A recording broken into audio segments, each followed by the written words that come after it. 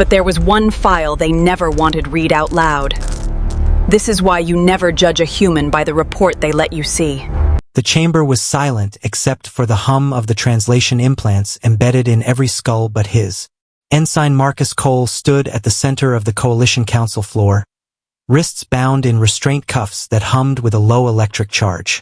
Above him, 9 alien delegates sat in a ring of raised seats, their eyes, some slitted, some compound, some glowing faintly blue, all fixed on the same small, unremarkable human.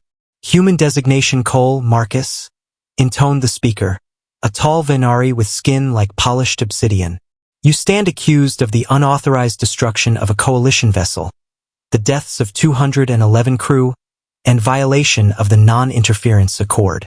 The recommended sentence is termination. Marcus said nothing. He hadn't said a word since they dragged him in. A murmur rippled through the gallery.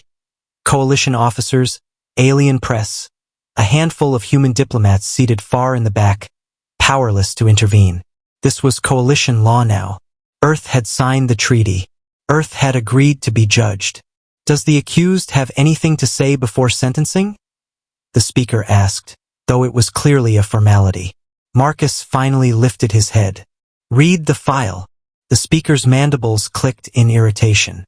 The file has been read, human. It is why you are here. Not that file, Marcus said. The other one. The one they didn't want in the record. A pause. On the council floor, a junior officer. A thrall named Asa, small and pale-scaled, barely out of training, shifted uncomfortably behind the prosecution's podium. She had assembled this case. She had also noticed, 3 nights ago, a sealed data packet buried under 17 layers of redaction in the ship's black box. She had flagged it. She had been told to ignore it. She had not ignored it. Counsel, Asa said, her voice cracking slightly as every eye in the chamber swung to her. There is an addendum, recovered from the wreck's secondary core. I believe it was suppressed. The speaker's expression, insofar as a Venari face could show one, soured. Explain. Asa's claws trembled as she uploaded the file to the chamber's central display. The room dimmed. Numbers, timestamps, and a black box audio log began to play. 2 weeks earlier, the coalition vessel Ardent Vow had been escorting a supply convoy through the Threll corridor. A quiet, unremarkable run, the kind human crew were assigned to because no one expected trouble. Then the trouble came. Not pirates, not raiders. A vast collective dreadnought, off every registered flight path, weapons hot, broadcasting nothing. The convoy had 30 seconds of warning. The Ardent Vow's captain, a decorated Venari named Tor, froze. His tactical officer began issuing orders that would have scattered the convoy directly into the dreadnought's firing arc. Marcus Cole was not tactical crew. He was a junior systems technician. Human. Low clearance. The kind of role the coalition gave humans because, officially, humanity's threat assessment protocols were considered too aggressive for command positions. But Marcus had grown up in the Soul Defense Corps, in the years after first contact, when humanity had learned the hard way more than once what it meant to face an enemy that didn't hesitate. He hesitated for exactly 0 seconds. Marcus overrode 2 safety locks that weren't his to override. He rerouted the Ardent Vow's reactor core into the forward shields, then rammed the ship deliberately, precisely, into the dreadnought's exposed weapons deck at the 1 in a million angle that would trigger a containment cascade instead of a hull breach. The dreadnought's main battery detonated from the inside. The convoy's 6 ships, over 4,000 crew, survived untouched. The Ardent Vow did not. 211 of the Vow's crew died in the collision and the fire that followed. Marcus dragged 19 more to the escape pods with his own hands before the reactor gave out. He was the last one off. When Coalition Command reviewed the wreckage, they didn't see a hero.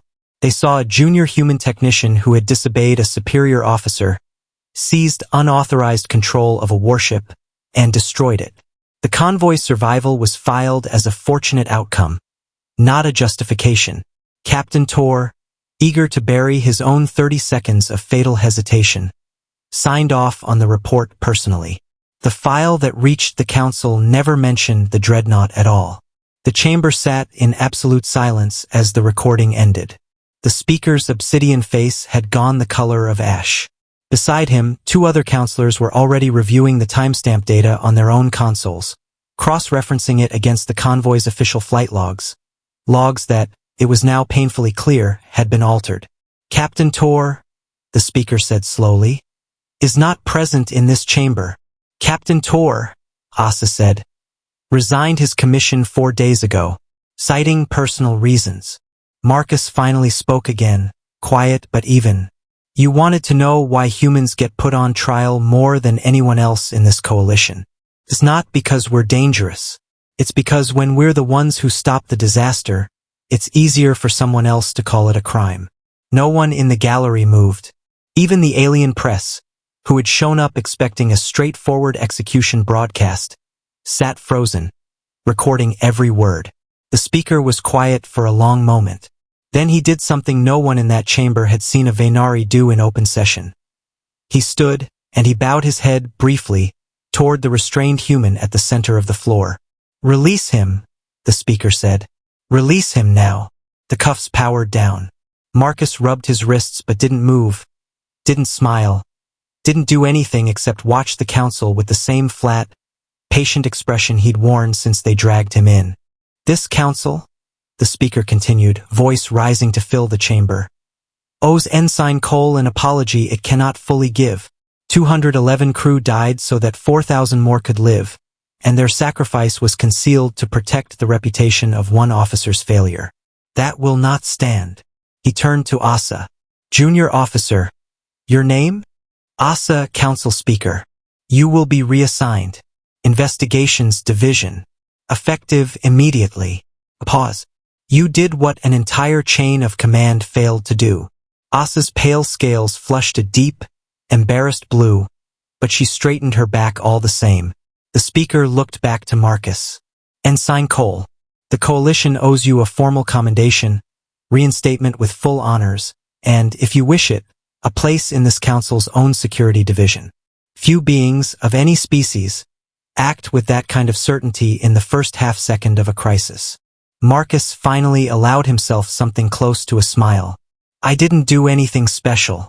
I just didn't wait to ask permission to save people. The speaker's mandibles clicked.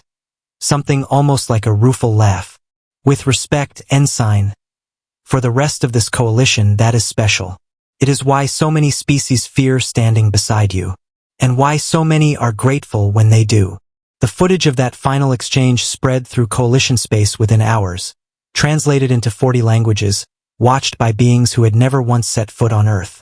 For the first time, many of them didn't see humanity as the unpredictable, dangerously fast-acting species their treaties tried to contain. They saw one human who refused to wait for permission to be a hero, and a council that, for once, chose the truth over the comfortable lie.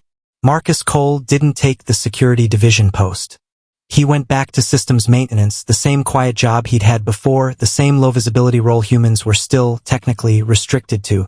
But every ship in the coalition fleet now carried a new subroutine in its safety protocols, quietly nicknamed by engineers across a dozen species. The Cole Clause. When in doubt, don't wait for permission to do the right thing.